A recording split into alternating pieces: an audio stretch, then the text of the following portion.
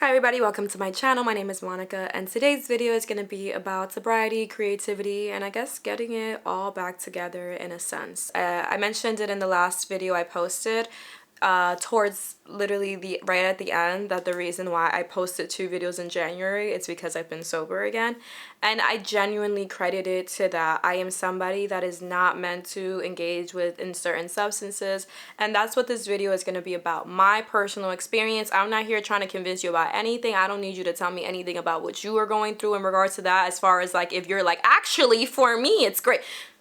I love that for you, and I think if that's great for you, that's great for you. This is about my experience, and for people that may be feeling like this may be the thing that's stopping them from getting to that certain point in their life where they want to get to, because it was stopping me. It was 100% without a doubt stopping me, and if I was still smoking, I would not be, bro, I was on a sure path to nowhere. I promise you that. That is my journey.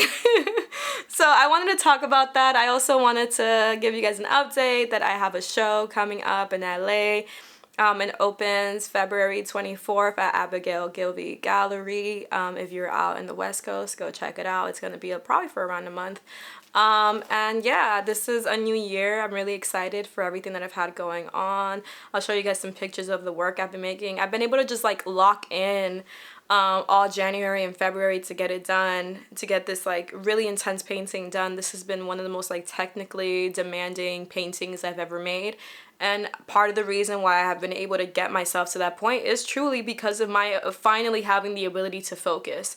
And I think I've just had to be very, very honest with myself about what life do I want to live, but beyond that, what quality of life I want. Like, how do I want to feel? How do I want to navigate this earth? And that's what we're going to get into here.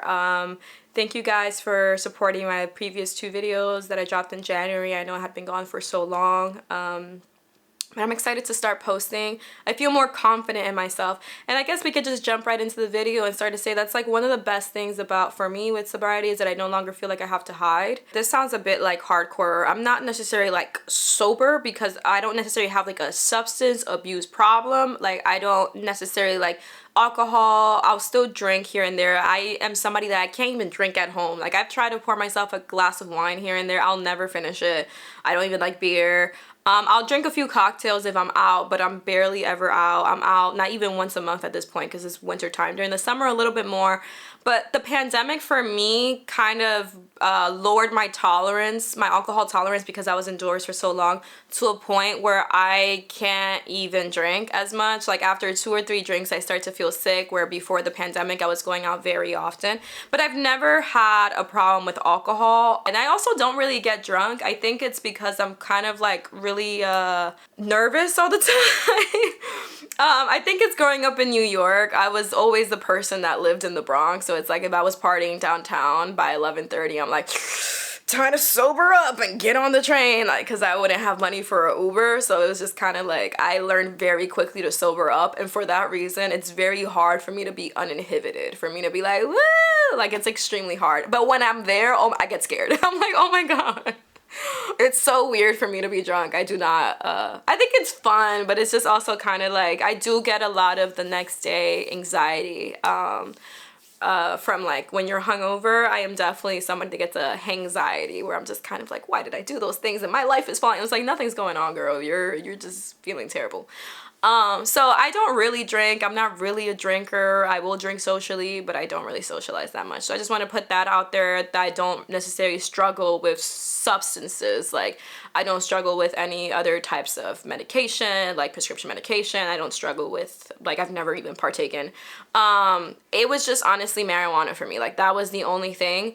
And growing up, I was never into it. I was never into smoking weed. I did, obviously smoked weed in high school, but I feel like growing up, I'm 28, growing up in New York City, and I went to high school in Manhattan, it was a very different vibe with smoking, because New York City is like the surveillance state. Like, there's cops stopping and frisking you everywhere. There's cops everywhere. So for me, I was very much so a goody two-shoes. But on top of the fact that it's like, even if you're not a goody two-shoes, like, there's cops everywhere. So even if you're like, high, essentially, it was always a terrible high for me, to the point that I was a tweak. I was 100% a tweak. So for that reason, I knew smoking was not for me, because like I would get too high because I was always very, very skinny growing up, like very underweight. So I'd get way too high, like way too quickly. And then just the reality of how many people, police surveillance, the idea of having to go home would make me tweak so bad that I would like hallucinate. And I was like, this is not for me. I was that tweak friend. I was like, what the fuck is, because like legitimately I think I'm responding to like the reality of the situation, which is like, guys, why are we here? Like, why does the city feel like this, right? I think I'm somebody that very much so would step into the energy force of what was going on around me and did not enjoy it. I'm not somebody that was like, woo, I'm having such a good time. I'm like, it got too real for me. So for that reason, I just kind of, I did it a few times growing up, but I wasn't really into it. And then by the time I got to college, so from like 18 to like 22, I was very keen on like being a powerhouse. A lot of my personal philosophy was like, I do not need anything to be creative. I was in art school, and that's when I was super like tapped into my practice from like a life is suffering kind of way. I was very kind of like, everyone hurted me, everyone hurt me, everyone doubted me, but now it's my time and I'm gonna show them. I was very powered up by like spite, but also by duty. I was very grounded. I think I was a very mature young adult from the perspective of a lot of the general life lessons you discover later on, I had already based off of the way I went through my teen years and reflected through my teen years. So I arrived at like college with like all of these like very big philosophical lessons, like just as far as my practice, which was good. But then once I left college, it was like it all kind of went to shit, because it was just like, wait, I've never been a person. I've never been like somebody outside of like school. I went straight from like high school to college. So like then I was like, wait, I want to have a little bit of fun, right? But while I was in college, I was very keen on like working hard, and not like in a nerdy kind of way, like in a this is my divine purpose, like, and I cannot take in any like a substance that will block my creativity, because I must struggle and experience pain to make my art. I was very dramatic, very intense. I'll put up pictures of like some of like my artwork and like just photography that I was doing in college. And I love that era of me. Like I look back at some of my old books and I'm just kind of like, yeah, I was on point. Like even like the lessons that I'm applying to myself now at 28 are the lessons that I kind of knew in theory in college. But that's why I always say, it's one thing to know something, like you can know stuff, but like you won't know what you're gonna do until certain situations are in front of you. So it was very easy for me to be a certain way in college because I hadn't experienced much. That's why it's like when I left college, like, I started to experience life and certain things fall to the wayside. And I think this will be a recurring pattern. I think I'm learning a lot of lessons right now and I'm finding a lot of stability, and I think there will come a time, probably hopefully not soon, I'm on the up and up, please, life, chill, but like probably my 30s, or like when I enter different stages of my life, maybe marriage, maybe motherhood and stuff like that, where it's like I'm gonna have to relearn these lessons again through a different angle. Like for me, being like, I'm gonna be my own powerhouse, I'm not gonna need any substances for my creativity, life is suffering, I will go through ups and downs, but I will still commit to my practice, I have faith in who I am as a person and what I'm meant to do. Like though that way of moving through life, as life started to life outside of college, I lost some of those messages and I'm having to reapply them to where I'm at now. And it's like, I am back to that, but like with so much more context now, and it's pretty sweet. But it's also like, damn, bro. But I guess that's what living is. And I think that's like, I think if you are, this is kind of also a slight tangent, but this is about me. If you are somebody that was that grew up being very, very good, as I like to say. I was a very, very good girl. Like, I was very good from the perspective of I had good grades, I had a lot of potential.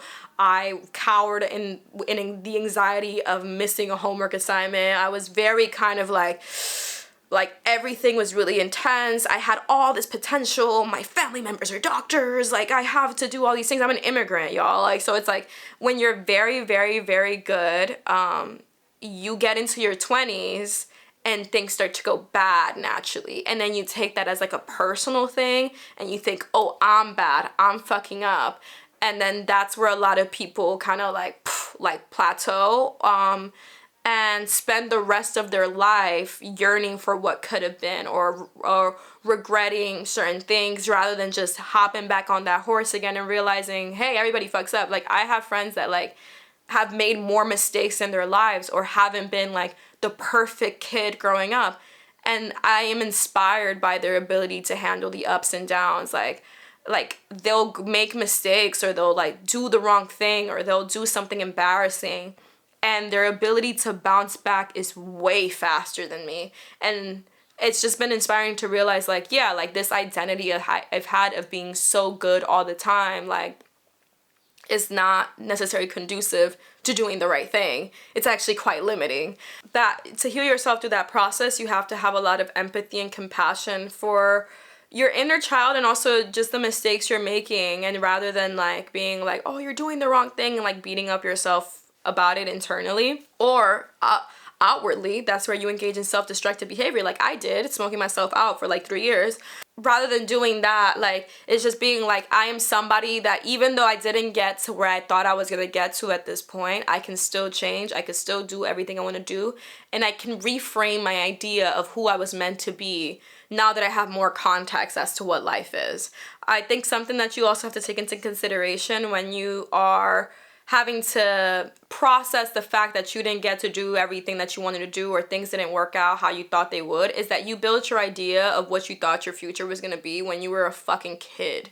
Be real. Be real. You're holding yourself up to a standard that a teenager set for you. Like, yeah, your parents or whoever, society have these different expectations of you, but at the end of the day, your vision, damn, I thought by 30 I was gonna, really?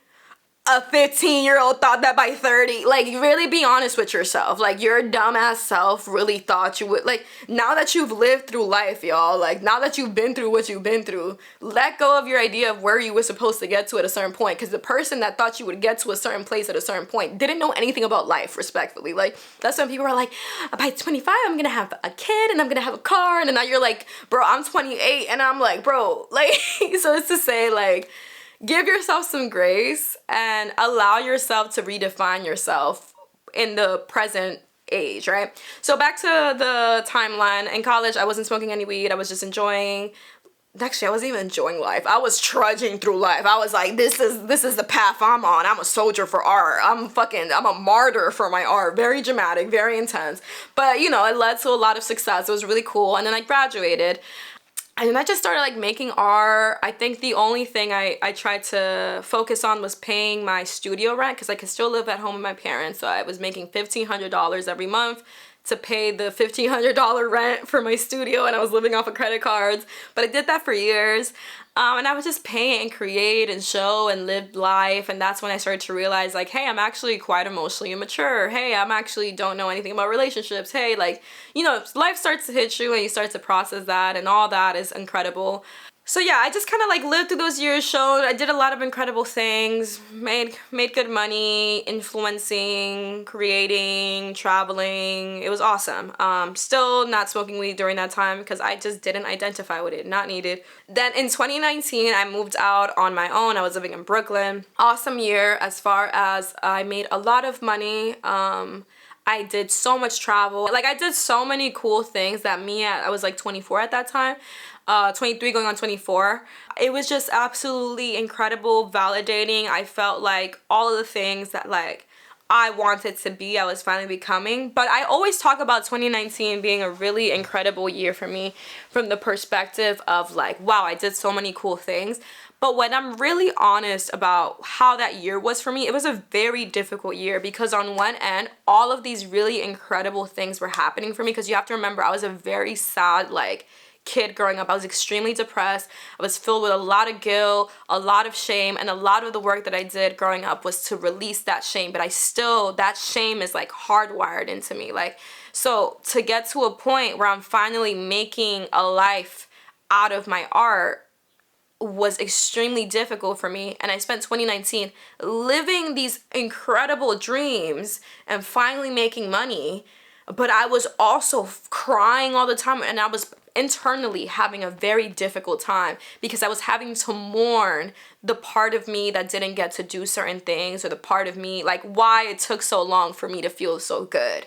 So I was feeling good, but I was feeling terrible for feeling good. I was almost a survivor's guilt for the people that didn't get to do what I did, but also for younger me for making it out. Like, that, I felt so bad. Like, it was a very difficult year, and that's something I sometimes talk about, like, when it comes to accomplishing your dreams. I think if you've been raised to, like, kind of celebrate yourself, it might not resonate.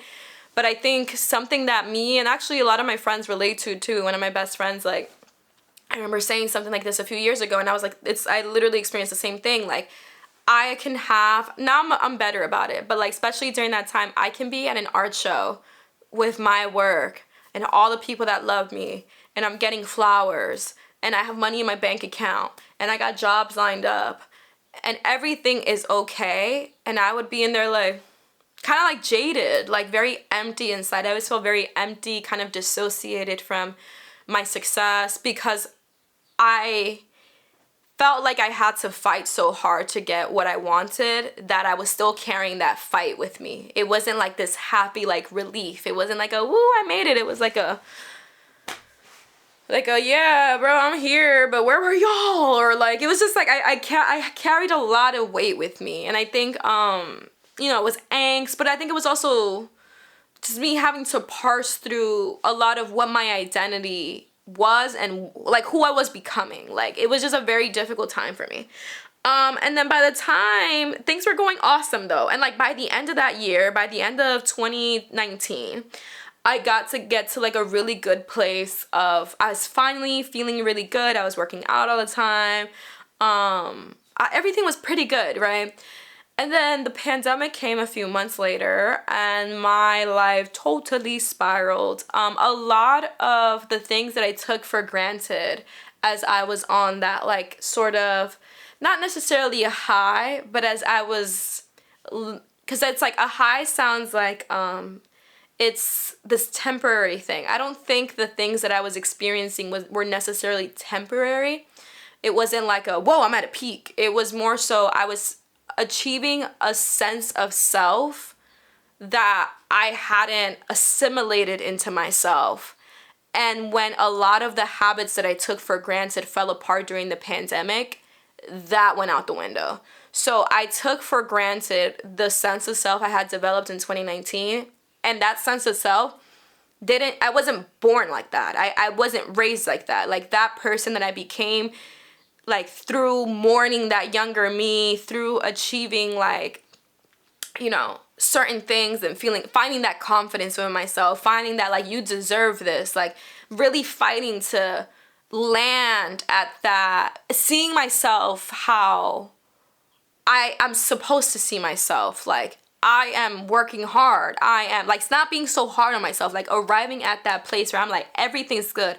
A certain level of self-regulation, which I think I also achieved through working out, because I was doing yoga every day. I was biking absolutely everywhere. I mean, if I was going to the bar, I was biking over the Williamsburg Bridge and back. Like, I biked everywhere. I never took the train. I never took Ubers during that whole year.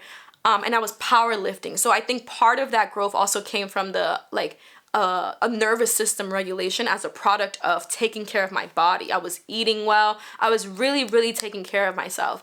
And I think I arrived at this sense of self that I had never had before, but felt so natural because I just didn't really, I was just 24 at that point. 24 going on 25. Like, I wasn't really thinking much about it. Like, it's like, yeah, this is me now.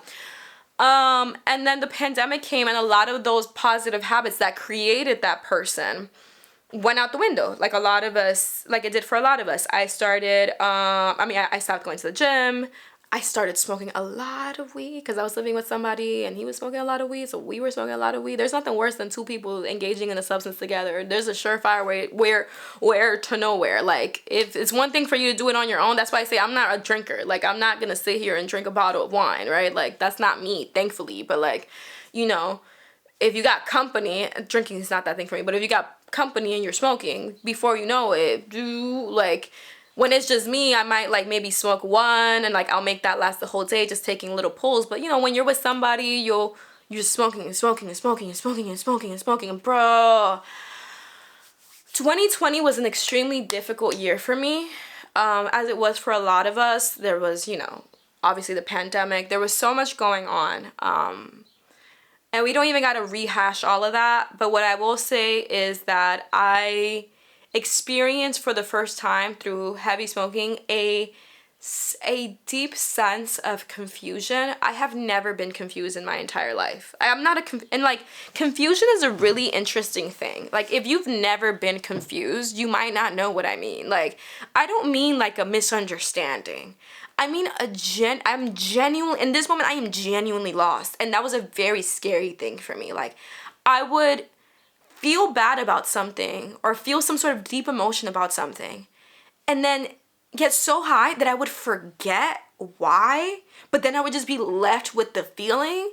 And I was just in this constant state of, there's something going on. Like, there's like something's wrong right now, but I don't know what's wrong. Like, and that for me was a very difficult thing. Cause it's like, I feel like if you grew up like smoking, like a lot of New Yorkers, like if you're like, I've been smoking since I was 12, like whatever, like, you might know yourself, you might know how to navigate those things. There's people that is like, I have no short-term memory. Like, haha, like, okay, that's you. Like, for me, I've had such a good memory. I can recall things. I have an almost photographic memory. Like, I remember everything everyone says. So for me to be that confused, not about other people, about myself, like, about my feelings. And it's like, my life, my livelihood is rooted in my feelings. Like, and I don't even understand how I feel. I can't even remember why I feel right now. Like, I can't even identify these things.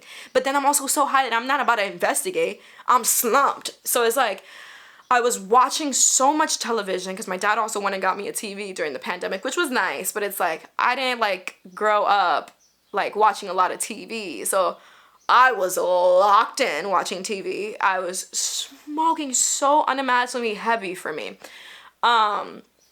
The world's falling apart and I was engaging with the news like 24/7. Like, my family was sick and they were in the Bronx and I was in Brooklyn, so I was far away from them. So many things like were going on, and at the same time, I had to move all of the stuff in my art studio that I had been in for 2 years. That was the first art studio I got after college that I really, really loved. I was like, I can just move the stuff into my apartment because I had a spare room and I could just paint out of that room. The thing about moving, I've moved my art studios a bunch of times.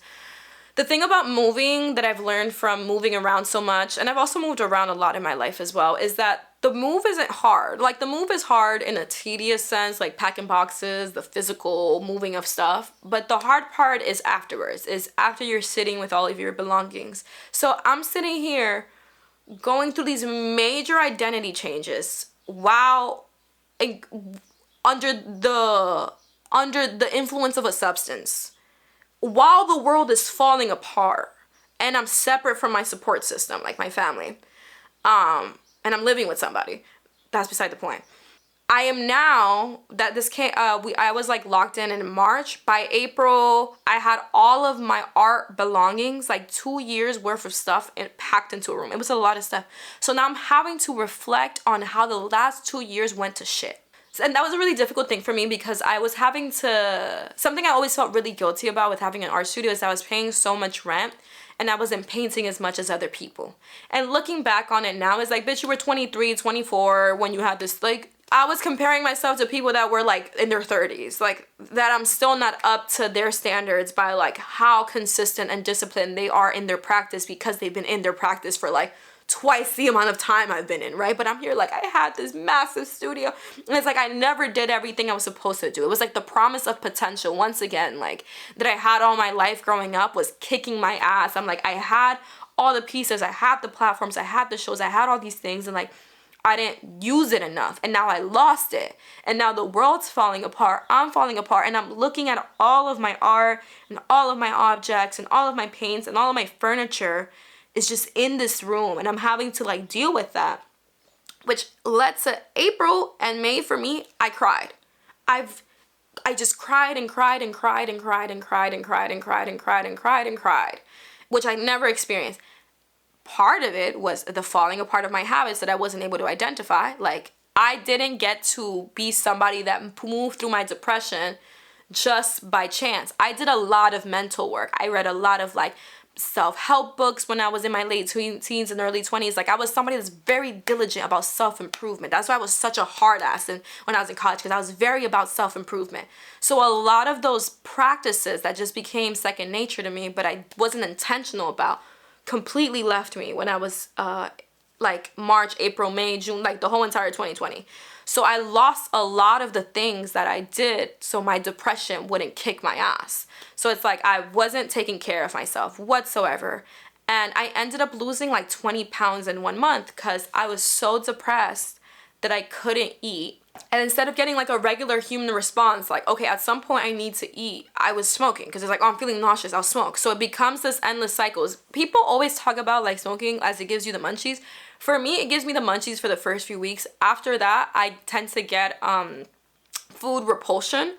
I don't want to eat, and food grosses me out because it goes from like eating so much to like, you sometimes get lazy, you'll sleep in, you'll miss a meal, and then before you know it, your stomach has shrunk down and it's 10 p.m. and you haven't eaten, and then you're just nauseous. So you just start to smoke and smoke and smoke and smoke just to help with the nausea. I was going through that while just crying for like weeks and weeks and weeks. I lost 20 pounds in a month. So I'm confused. I'm erratic because I'm starving. I'm erratic because I'm smoking. I'm erratic because the world's falling apart. I'm erratic because I'm now having to face 2 years of my art stuff in my apartment and like confront my entire career as if now's the time, right? And then the June came and Black Lives Matter is happening. So it's like the world's falling apart for everyone. Like, I'm watching, it was like so much deep pain, and I just couldn't stop smoking. And then I got food poisoning. Bro, it was just like, in retrospect, it was like, bitch, what? But in the moment, I had to like turn around all the mirrors in my apartment because I was like having such deep paranoia, panic, and hypochondria, because you have to also remember it's the pandemic. I remember one time I touched the doorknob outside and I forgot to wash my hands afterwards.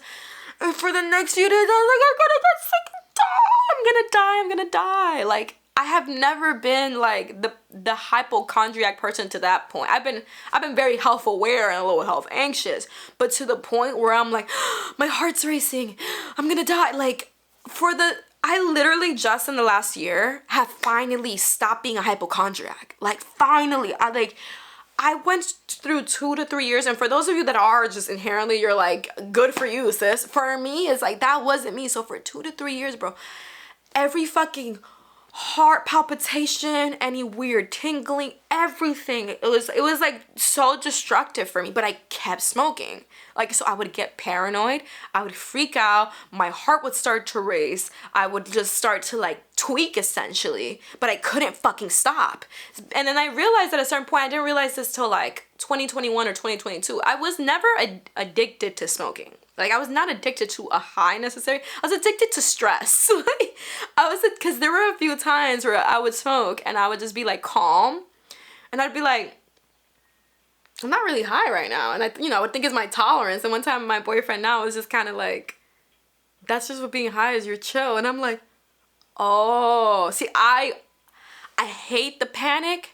But that surge, that like everything like freaking out and trying to keep yourself at bay and having to fucking manual breathe and all of that, like mirrors for me within the self-work I've had to do, mirrors for me a lot of the anxiety that I grew up around, a lot of the emotional dysregulation that felt familiar to me. So when I think about the emotional dysregulation that I've experienced through my life, especially through my teen years of being so erratic and out of control and just uncomfortable, and I don't know, just everything being so high intensity and scary, like that's why 2019 was so difficult for me.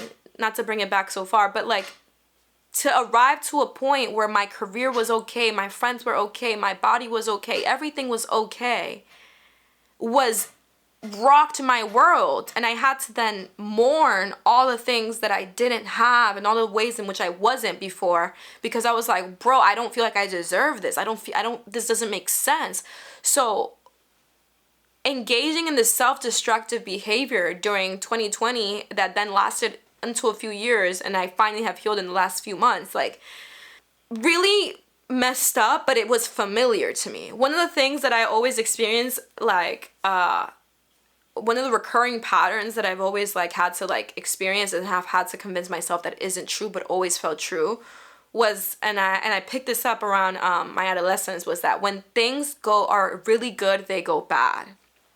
And like looking back on it now as an adult, it's like, yeah, that's life. That's what the life is suffering is about. Like, that's what the life is suffering, like, phrase from, like, you know, Buddhism and shit is like about, like, that I was like so keen on in college. But this idea, like, that like every time something was really good, something bad would happen to me, because, you know, I had a lot of like family drama and I would like get in trouble, or like, you know, just as soon as I was finally getting the opportunity to feel like myself, like it would all be taken away from me. And that was a pattern that was rooted in reality. Like, it wasn't just in my mind. I wasn't just like I hate my mom. Like, it was like it was rooted in my reality, like in things that actually happened to me in life. And as soon as I had kind of let go of this idea that like my life was just meant to always go badly, and I like kind of started to heal that in 2019, the world fell apart. So it kind of was like this big like, haha, fuck you. Like, it's like, bro, I finally got exactly what I wanted. I have a cool apartment. I'm making money. I'm working out. I have good friends. I'm traveling the world. I'm showing everywhere. Everything's amazing. And like, it was all taken from me. So then I started to self-punish, and I think that's what smoking weed became for me. It was like a punishment. I think that's one of the reasons why, if you want, it really depends on your relationship to weed, but it's like, I was never like, oh, I love this. Like, I was always feeling guilty and ashamed about it while I did it, because once again, I didn't start smoking as a kid. Like, I started smoking at 25. And I'm very grateful that I didn't smoke growing up, because like how fragile and damaged in a sense my mind was like in my early 20s and late teens. I think if I would have added substances to the mix, I don't think I'd be who I am today. So I'm very grateful that like, even though this happened, it happened later on in my life. So like, I was able to kind of have an idea of like, even though I'm in this loop right now and I can't stop, I know who I am outside of this, because everything I've been able to accomplish, I accomplished without this. And I think that's one of the really difficult parts about people that like really identify with smoking and their creativity, or taking any sort of substances, shrooms, psychedelics and stuff, and they create in relation to it. Like, they'll like, that's the only way they've made art. So for them, it's like those two things go hand in hand. But for me, it's like, anytime I've tried to paint like high, I either get hypercritical and paranoid about what I'm making, or I have no energy. Like, I put 2 brush strokes down and I'm out. Like, I'm out. Like, I can't, the fumes affect me differently. I'm just not myself. I don't have focus. I'm painting in a dissociated manner. And I think for some people, they're like, oh, this is the mind state that opens me up and allows me to see. But for me, I'm like, I need clarity to see, because my sight is already so creative. I already see so much that adding in substances clouds my visions. And I think everything happens for a reason. Like, I think I went through these last few years because, you know, I learned a lot about myself, And I finally got to, you know, learn how to experience negative things and lose sight of who I am and find myself again. Because I found myself, like, I think a lot of me being a hard ass in college was about finding myself after not being able to be myself in high school. That's why I was very adamant on, I'm a powerhouse, I can do this, I'm gonna be everything I'm supposed to be, and I was able to become that. So to lose that, and, you know, everybody experiences loss so many times in their lives. And in the grand scheme of things, this isn't a major loss, right? I'm speaking about, like, art and smoking weed. People are like, I've lost my family. People are like, I've lost my life. Like, but, like, that's why it's like, I'm talking about my life. Like, and I'm talking about, like, my experiences, and if it resonates, it resonates. But, like, losing my sense of self and having to accept for the first time in my life. And I think mid-20s are about, like, you get that fear in you. Because early 20s, you're fearless, at least for me. And that's what I've noticed with a lot of people. In your early 20s, you're fearless. You're full of all this potential. You're like, oh my God, like, the world's my oyster. I could be anybody. I have all the time to be anything. And then mid-20s, at 25, I was in my apartment, smoked the fuck out, losing my mind. And for the first time, I had this vision of me at 30 that was... I've never had a vision of myself as that. Because, like, despite everything I've ever gone through, despite how depressed, I viewed myself not living before I viewed myself failing. Like, always. Like, and by failure, I don't mean I had to become this big famous artist. By failure, I mean I gave up on a dream. And I've always said, I don't care if I'm, like, working in a restaurant in the middle of nowhere at 40. It is what it is, as long as I tried. The vision I had of myself was one where it was like a giving up. It was like I never saw myself, especially so soon, because now I'm 25 and I had this vision just popping of myself at 30, and it's like that reality is so tangible based off of the way I'm going. That reality for the first time in my life is so tangible. I could really lose all the momentum I built. I could really lose my love for what I do. And I could sit down and talk about a million and one other things that have, like, happened to me and, like, that I experienced during my time, like, smoking a lot of weed. But ultimately what it all does is that it convinces you that you have all this time, or that tomorrow you could just do it tomorrow, or that you deserve this, like, little treat, or, like, it's just like this thing that for me robs me of motivation, of inspiration, of self-esteem. For me, it's like a shameful activity that is very low vibrational. Now every time, like, since I've stopped smoking, anytime I've taken, like, a pull or two, it's been a few weeks, but, like, instead of being high, I get this, like, this wave washes over me of, like, just depression. And I'm like, that's how I was existing for the past, like, 3 years. In the basement of myself. And that's why I say everything happens for a reason, because I think I parsed through a lot of internal mud, and I faced a lot of aspects of myself that I always swore I would never be. All the people I said I'd never be, and I'm sure there will be more in the future, but all the ways I said I'd never be, I became, right? And despite all those things, I still had to find the ability to love myself, and I still had to also, with the people around me, had to accept their love instead of pushing and pushing, because I hate the fact that they love me while I hate myself. I think when you think a lot about even what these substances are, whether it's marijuana, where it's different types of mushrooms, whether it's any sort of medicine that comes from the earth, they're not meant to necessarily be taken daily. They're not meant to be taken hourly, multiple times a day. They are meant to be taken in specific points in your life for some sort of enlightenment, for some sort of, like, deep self-reflection or self-work. They are tools to be used for self-reflection, right? That's why for example, I've never taken psychedelics. My work at times can look a bit very, like, trippy and introspective and all that, but it's like I don't want to go down that path because I'm not ready for those messages. But I'm engaging with something that in many cultures is very medicinal, and it's something that you take with intention. And I'm engaging with it from the corner store to dissociate from my existence, because in this moment I hate who I've become. I look around and I'm so dysregulated by what's going on in my life, and I cannot stomach all the time I've lost. I felt like I lost so much time. I felt like I lost time when I had my wonderful studio. I felt like I lost time during the pandemic and I didn't paint anything. I felt like I lost time when I finally moved back to my parents' house because I had to leave my old apartment because I went into debt because I was smoking so much. I went $20,000 into debt and wasn't paying any bills. Or actually, I was paying my bills, but I wasn't making any money. I wasn't taking any job opportunities because I was in the sunken place smoking weed. Like, that's why it's like, I'm not even gonna get into the full depths of it, but I was like, bro, I went $20,000 into debt and wasn't taking any job opportunities. Like, that's how fucked up I was. Like, when I really think about it, right?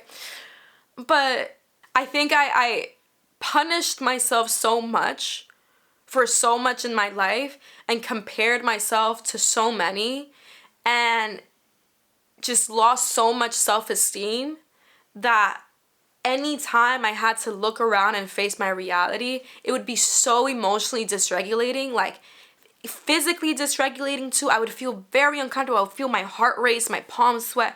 I would be in a heightened state. I would start panicking. I would get hives. Like, I would freak out. So I would have to smoke to dissociate. And when I would smoke, it's like, it's not really nothing going on. Everything's kind of fine. And that's why it's like, it can be a great tool if you're dealing with certain stuff and there's nothing that can help you with it. But if you're running from yourself, like a lot of us are, it's a sure path to nowhere. It's a path to hell, honestly. Like, not to be dramatic. You are losing sight of who you are because facing who you are is so intense. Like, that you're having to engage in substance abuse. And that's ultimately what a lot of substance abuse is about. You're hiding. I hid so much for those past few years. I feel like only recently I'm like, I face the world. I feel one with the world. I feel like I can put my face forward in the world. But during that time, I couldn't even look at myself in the mirror. I had turned all my mirrors around in my house. I couldn't even take photos of myself. I feel like that's also why, like, I wasn't even posting YouTube videos, because seeing myself in videos was making me freak out. I was like, I hate myself. When I speak, I'm so embarrassed. I felt so embarrassed at myself. And I think that's a reality that a lot of us are going through, with feeling like we failed, feeling like there's not enough time. And I think that's the reality of what's going on economically and politically. There's not enough of anything for anyone, it feels like. There's not enough income. Groceries are way too expensive. There's not enough time. You're overworked, so by the time you get home, you don't even want to do the things that you like to do. So there's nothing you like to do. All you do is scroll. All you do is smoke. All you do is work. All you do is go into debt. All you do is smoke. All you do is scroll. All you do is ignore messages because it just feels like it's too much. You don't really engage with people in the way you used to. You think about how bright your life was before and where you are now, and you don't know how to get out of that hole. But every time you smoke, you can at least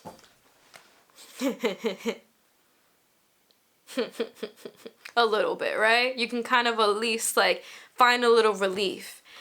And if you need that to survive, girl, don't kill yourself. Do it. You do what you got to do, and you get to a point of balance and self-regulation at your own pace. But if you've already been hitting that wall, and you're like, I hate who I've become, I have all these ideas, I have all these visions, and I'm running away from who I am, then that's where the life is suffering philosophy has to kind of come in a little bit.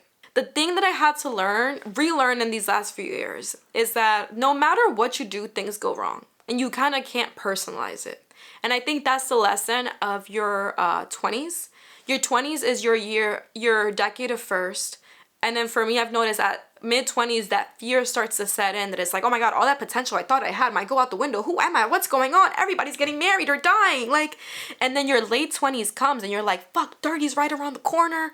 And everything starts to feel like it's moving so fast. It's like, I was just 25. How am I 28? Right? It starts to like almost like snowball into like this mountain of fear. And you have to trust, you have to have deep compassion for yourself, and you have to trust that there is something around the corner for you, that there always is something more. And you kind of can't keep running from yourself. You have to It's gonna sound cliche, but you have to build up positive habits again.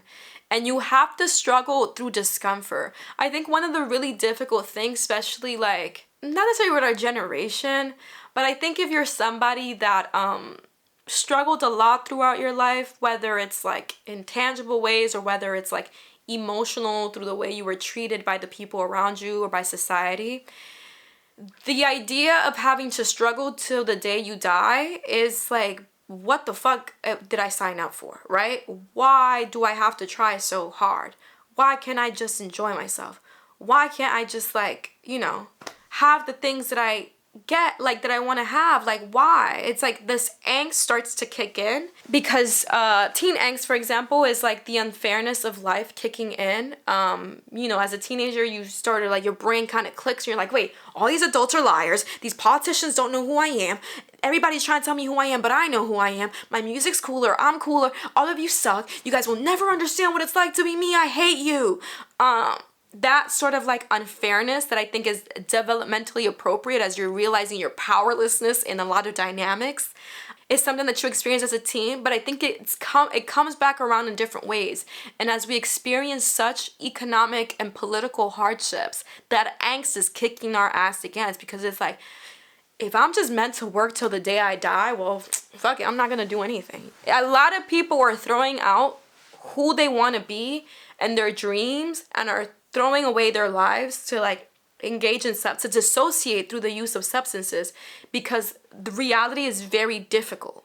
So it's like all that smoking or all that endlessly scrolling or all that, a lot of the destructive behaviors that we engage in is a tool to dissociate from how difficult reality is. Because if it's like, fuck it, this world wasn't made for me anyway, if that's the reality, then you've packed up life. You're 25 living like you're already dead. And like, I think that's like in many ways valid. I understand it so much, but that's where you have to develop some sort of like life philosophy or life purpose, some sense of like whether it's spirituality, whether it's just some sort of faith in what you do. So for me, something that's always helped me is the fact I make art. I have faith in the fact that through my creation, I am changing my life and I'm changing the lives of others. But beyond others, I am engaging in a devotional practice. And I think one of the things that helps people kind of come out of these holes is servitude,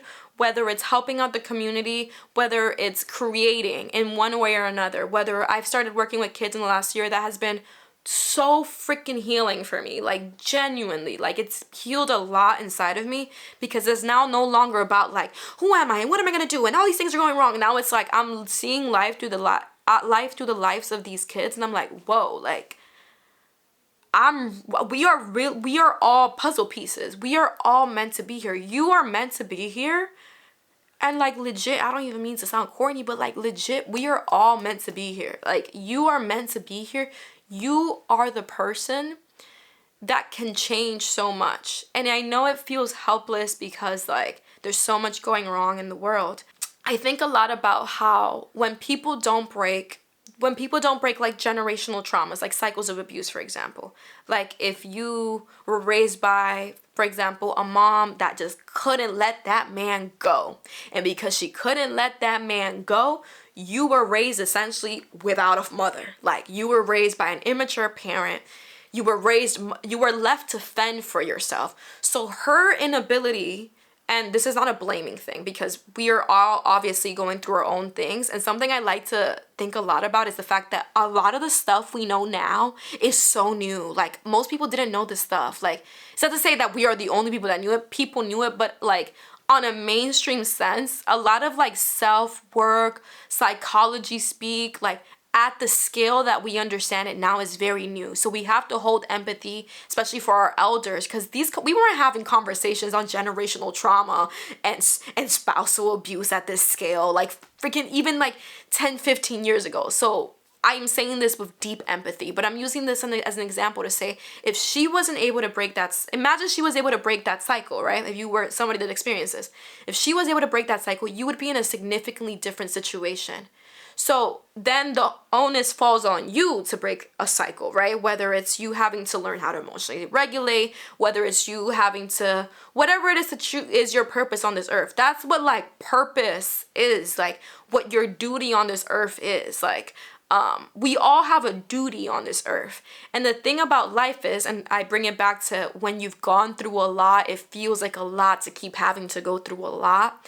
But when you don't personalize the ups and downs, because they happen no matter what, they're not a reflection of your character, they're not a reflection of your humanity. It is a fact that happens to everyone. And it's not about being the strongest, but it's about showing up and doing your duty on this earth for a bigger purpose. And not because through you being yourself, you're about to stop wars, right? Like, we don't gotta think, it's not all or nothing, like, but it's about the fact that because, and this is what working with children has shown me, because I'm showing up every day continuously, and I am speaking in a certain way, I'm speaking love and light into people around me, I have the power to change not only their lives, but potentially hundreds and thousands of lives. It reverberates through time and space. It's like a constellation.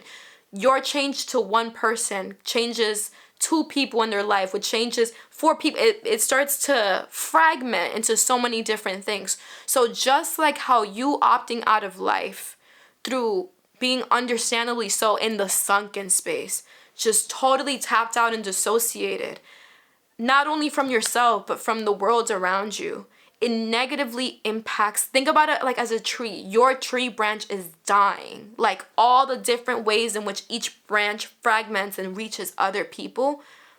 Your hurt and your, not even hurt, because we all have hurt. That's the wrong word.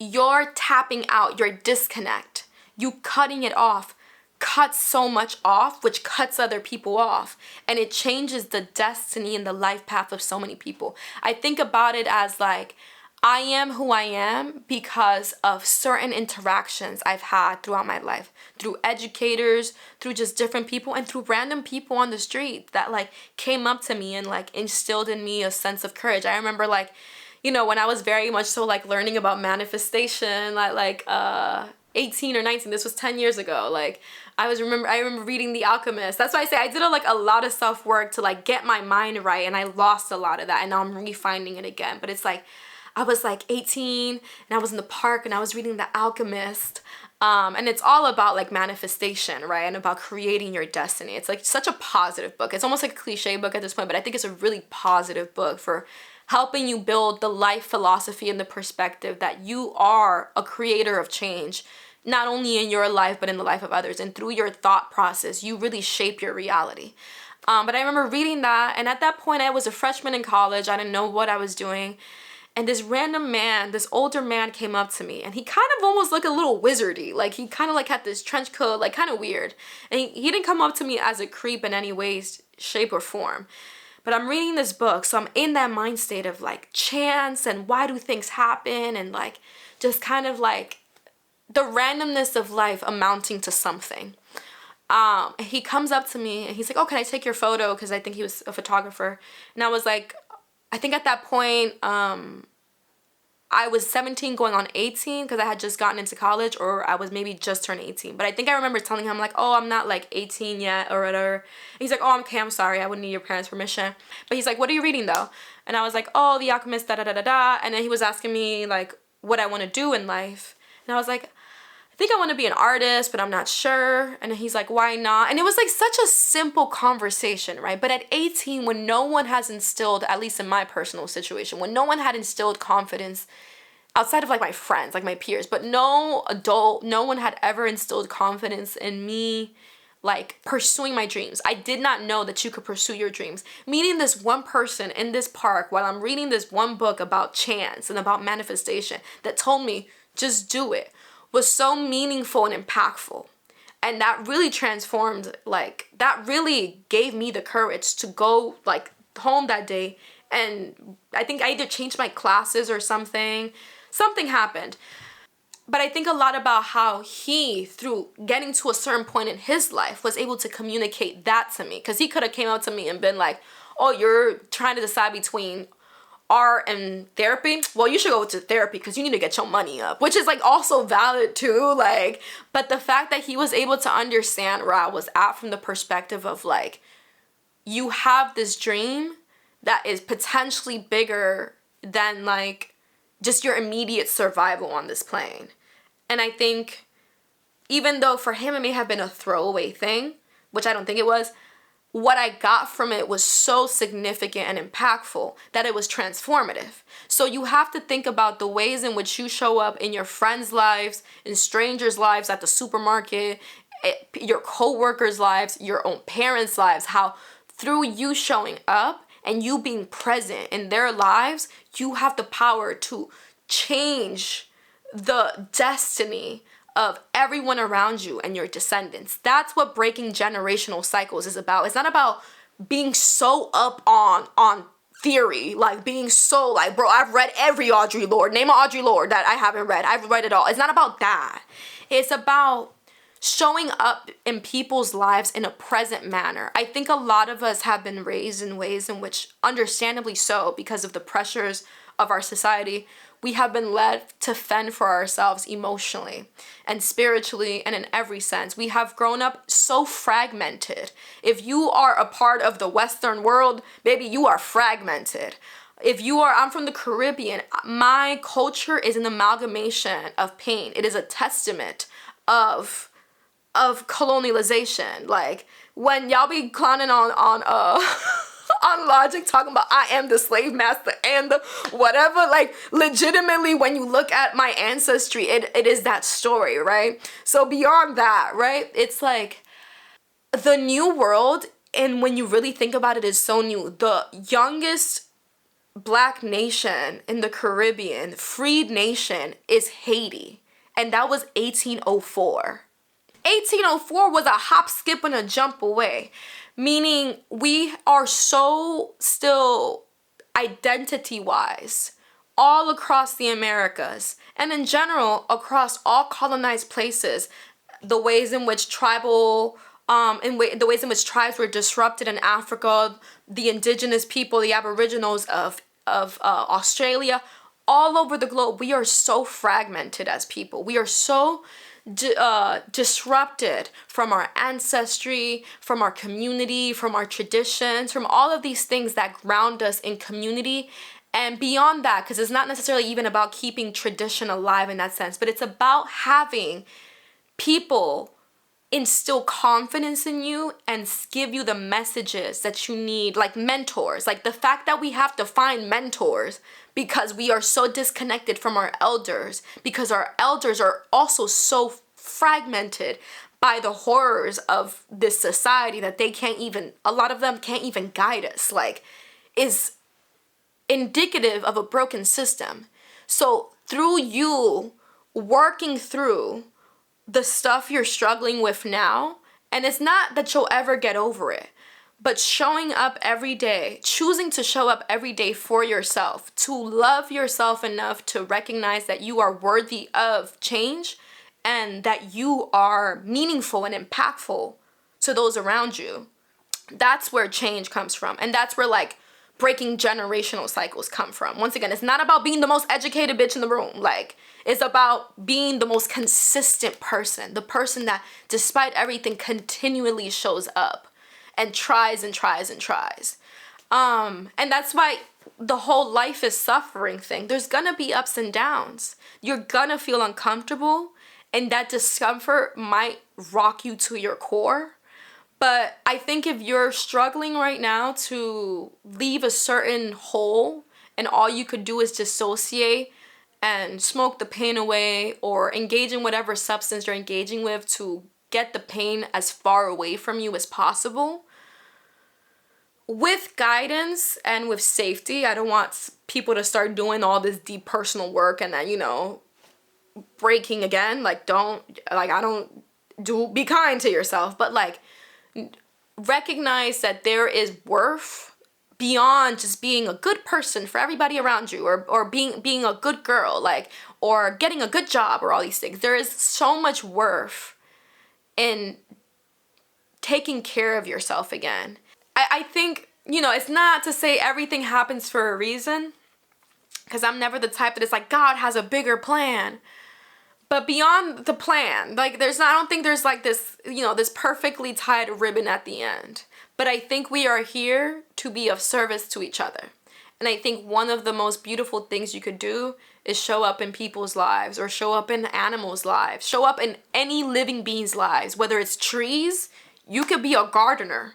Invest in the trees and rocks around you. You could just go to shelters. Invest in the pets in a space where the vibrations are so low and there is so much fear in those cages, where you can use your presence. You don't have to show up healed to help people, but just through you continuously showing up, you make a change. Whether you're showing up for people, for students, if you teach or if you volunteer at community centers, whether you're showing up for your siblings that are going through a difficult time, whether you're showing up for your elderly parents that need to be taken care of, like, whoever it is, you laying your hand on somebody in a way in which you help just by showing up, remind them that they're not alone, rather than you isolating. And that's the really difficult thing about substance abuse, is that it's so deeply isolating. You hide and you isolate and you engage in behaviors that you feel are shameful, and they make you block yourself out from others, inevitably cutting off that branch off the tree, cutting off your life source to everyone around you. So it's not to say that, like, you know, everything's gonna be perfect and everything's gonna be great. Life's always gonna be hard. I think when you can stomach that and you can stop personalizing the pain, you'll be able to move forward. But I think, honestly, to end this off on a little conspiracy theory shit, I think there's a reason why certain low quality grade marijuana is available on every single street corner nowadays. It's the same thing as the liquor stores, right? The fact that we have children is not even, I'm 28 having this conversation. I could smoke till the cows come home. Who cares? I'm an adult. I'm paying my bills. Everything's fine. But the fact is that we have children, and I'm from New York City. Everybody has always smoked in a sense, but how much easier available it is to rip pens. Like, we are, not to sound hippy dippy, we are lowering the vibrations of our generations and all generations to the point where we are so dissociated as a way to cope with what's going on. We are removing ourselves from the lives of each other. We see it in children now. Even if you're there for your kid and you're not even engaging in substance abuse and you're trying to be the best parent you can, a lot of you are raising your kids like this. Okay. What do you need? I'll do it later. You guys aren't even engaging with your kids. We are also disconnected from each other. And that's why there's a loneliness epidemic. And I don't know, I think a lot about when I get these sort of ideas, or when I think a lot about my work, like the artwork I need to make. It might seem frivolous to drop a YouTube video. Like, who cares? I'm not like performing life-saving surgery. But I think a big part of our purpose on this earth is to share our voice and to share our views and to share and to give. And I think, for example, when I'm engaging in smoking a crap ton of weed and I'm so dissociated and low vibrational and just fucking slumped that I can't do shit, I am disconnecting thousands of people from receiving a message that could potentially change your life. And I'm not saying this to be like, I'm that bitch. I'm saying this to say I am the product of YouTubers. Like, I used to watch Shameless Maya a lot when I was in high school and early and late teens and stuff. Shameless Maya for me was so transformative because that was the first time I saw a wonderful adult woman following her dreams, talking about being shameless, releasing herself from shame. Like, she was just on there talking. She shaved her head. That's what first got me into like watching her. That's why I always wanted to shave my head. And then when I did it, I was like, girl, that's enough. I'm never doing this shit again. That was hard. But like, I know I am transformed through her. And I know that, like, I transform other people, and not because I'm me and I'm the best, but just because I'm sharing my life. I think through sharing our truths, whether you're reading a memoir, whether you're watching a YouTube video, whether you're listening to somebody's podcast, just having somebody there that may not be in your immediate environment. You may not know a person that can affirm your reality, but you can find a person that's like, yeah, like, okay, everybody around me is calling me a weirdo, but I found this one girl online that is a weirdo and shows up every day in her life, and I know she's a good person, and seems to have it all together, like, or she seems to be figuring it out, not have it all together. She seems to be figuring it out, and is giving me the confidence to, in my life, figure it out. So it would be tough, but learning how to navigate discomfort, how to self-regulate. I can do a whole video maybe on self-regulation in the future. I don't know. I just rambled a lot in this one, and self-regulation takes time. It's gonna take a really, really long time. I feel like I'm more regulated than I was a few years ago, and I still struggle with it. But it's just kind of understanding that mind-body connection, and I think it's also understanding what's going on in the world and what to personalize and what not to personalize, and how to be of service. We're all put on this earth for some reason, and have it be a good reason. Because you could be put on this earth to be the trauma in somebody's life. You could be put on this earth to just destroy people. And maybe you want to rectify that, like, karma, not to use that word so lightly, but like maybe you want to rectify that. Maybe you're like, look, I've done a lot of bad. Let me do a lot of good. Because why not? What else are we here for? You could be self-indulgent and destructive. But those people have such a deep hurting in them that is consuming them. Or you could choose to do better. You still have that deep hurting in you, but from it emits light. And you feel lighter, and through the baggage you carry, you feel more supported. And yeah, I hope you all are safe. I wish you all on your journey. I wish you all luck on your journeys. Don't be too hard on yourself. The whole purpose of all of this is to be kind to yourself, to release the shame, so you can look in the mirror and know, I am imperfect. I've made mistakes. I've lost a lot of time, but I can still show up and make a change. All right. Love you guys. Take care.